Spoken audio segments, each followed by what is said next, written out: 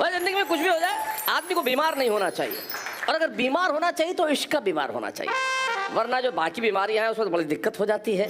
जैसे एक लड़का पहुंचा डॉक्टर के पास, गया और अंदर जाते का बहुत तकलीफ है डॉक्टर साहब, बहुत दिक्कत में हूँ, कुछ करो।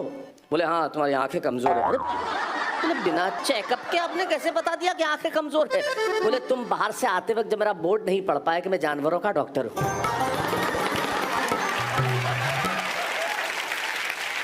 ये तो कमजोरी है, क्या किया जाए? उसी लड़का फिर सही डॉक्टर के पास चला गया और ऑपरेशन हुआ। आंखें सचमुच कमजोर थी। और जब ऑपरेशन हुआ तो नर्स ने पूछा डॉक्टर साहब ये मैं कर रहा हूँ, वो नहीं कर रही थी। डॉक्टर साहब ऑपरेशन तो आपने आंखों का किया है, लेकिन इसके हाथों में पट्टी क्यों बांध दी? बोले ताकि ये फोन का इस्तेमाल ना करे और आंखें ठीक रहे। इस चक्कर में बेचारे इतना इस्तेमाल करने लगे कि उसमें इश्क हो जाता है, इश्क की बीमारी लगी जाती है। तो इश्क हो गया, इश्क हुआ, और इश्क होने के बाद वो बेचारा नौकरी की तलाश में निकला, और नौकरी की तलाश में गया तो इंटरव्यू करने वाले ने पहला सवाल ये किया कि मान लो तुम्हारी गर्लफ्रेंड और तुम्हारा खास दोस्त एक नदी में नाव में बैठ के जा रहे हो। बोले सब वापस बोलो। बोले तुम्हारी गर्लफ्रेंड और तुम्हारा खास यार दोस्त दोनों एक नाव में नदी में बैठ के जा रहे हो, मतलब, और एकदम नाव डूबने लगे, तो तुम किसे बचाओगे? बोले किसी को ना बचाऊंगा मैं। दोनों साथ क्या कर रहे थे?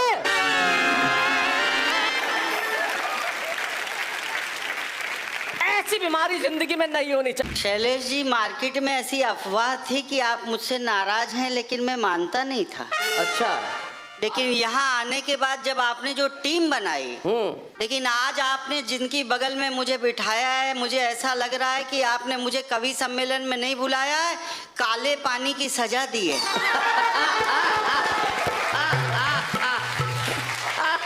देखो भाई महेश, माफ करना, हम क्षमा चाहते हैं। किसी के रंग पे तंज करना हमारा कोई न तो मंतव्य है न हम करना चाहते हैं, लेकिन अब क्या करें, खुदा ने कुछ गहरे रंग बनाए हैं।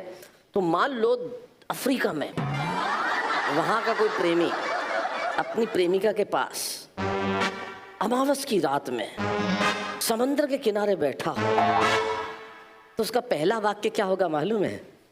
यही हो कि चली गई हो?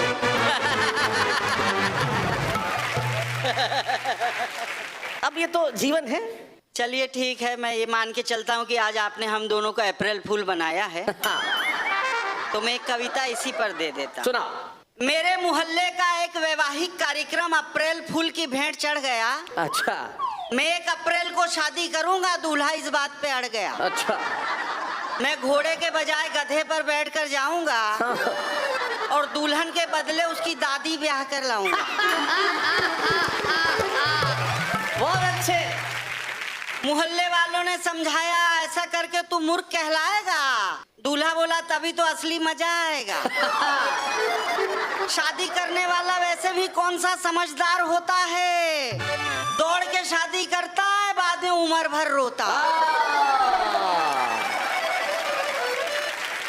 रही दुल्हन के बदले दादी, मानो रेशम के बदले खादी। अच्छा। शरीर को शीतलता पहुंचाएगी। हाँ। मेकअप की फरमाइश करके बार बार कान तो नहीं खाएगी। और मैं पहले ही दिन अपनी दादी पत्नी को उसके जीवन की सबसे बड़ी भेंट दूंगा। दादी पत्नी, वाह क्या लफ्ज लाए हो, दादी पत्नी, वाह। मैं पहले ही दिन अपनी दादी पत्नी को उसके जीवन की सबसे बड़ी भेंट दूंगा। पूरे 32 दांतों का एक नया सेट दूंगा। बहुत बढ़िया महेश, बहुत अच्छे। शाम के वक्त जब हम अपनी पत्नी के साथ सैर पर चलेंगे तो लोग हमें भी दद्दू दद्दू कहकर हमारे चरण स्पर्श करेंगे। हमारी पत्नी शोहदों की छेड़खानी से सुरक्षित रहेगी। ये ट्रेन की वो बर्थ होगी जो सिर्फ हमारे लिए आरक्षित रहेगी। दूल्हे के तर्कों को सुनकर मोहल्ले वाले ऐसे हर्षाए जैसे किसी नेता को अल्पमत में रहने के बावजूद सरकार बनाने का निमंत्रण मिल जाए। वाह वाह, बहुत अच्छे, बहुत बढ़िया। लेकिन दूल्हे का बाप अड़ गया। अच्छा। दूल्हे से लड़ गया, बोला वही गलती मत करो जो मैंने की थी। आज सुन लो मेरी दुख भरी कहानी। मैंने भी दुल्हन छोड़ के पसंद कर ली थी उसकी नानी। अब हम आज खुद इस ओल्ड मॉडल से बोर हो चुके हैं, जुबान छोड़ के जिसके सारे अवयव कमजोर हो चुके हैं। सारे अवयव कमजोर। बहुत अच्छे। जुबान छोड़कर जिसके सारे अवयव कमजोर हो चुके हैं। बढ़ते बढ़ते बढ़ गई बात, आगाज था जुबान, अंजाम हुई लात। हाँ। अब दोनों अपनी अपनी बात पर अड़े हैं और बाराती बैंड बाजों अल्लाह के साथ दरवाजे पर खड़े हैं। हाँ। कन्या पक्ष की ओर भी हाल बड़ा खराब है। अच्छा। एक पहली धार का माल तो दूसरी पुरानी शराब है। दोनों के दिल धक धका रहे हैं, पता नहीं किसके अच्छे दिन आ रहे हैं।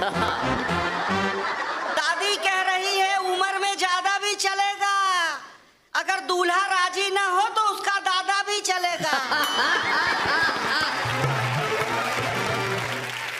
अब देखिए मामला किस करवट बैठता है, कौन किसको जीवन साथी के रूप में मिलता है। हमको तो इतना देखकर बेहद खुशी हुई कि दोनों तरफ है आग बराबर लगी हुई है। दोनों तरफ है आग बराबर लगी हुई। भाई वाह।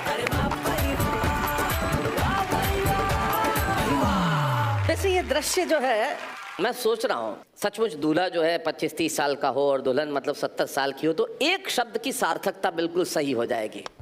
तब पहली बार बिल्कुल सही होगा कि पत्नी अपने पति से कहेगी बेबी।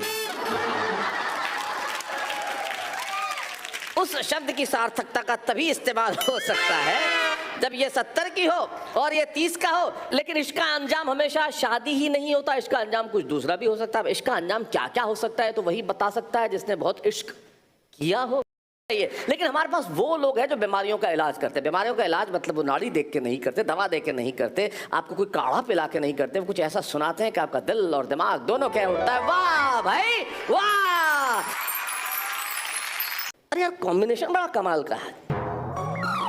एक बीच में बो टाई लगा के ऐसा लग रहा है कि ये वो दूल्हा है जो बैठा है मंडप के बाहर साइड के लगे सोफे पर और इंतजार कर रहा है कि कब दुल्हन आए। और दूल्हे का चाचा और ताऊ दोनों जैकेट फंसा के आसपास बैठे हैं।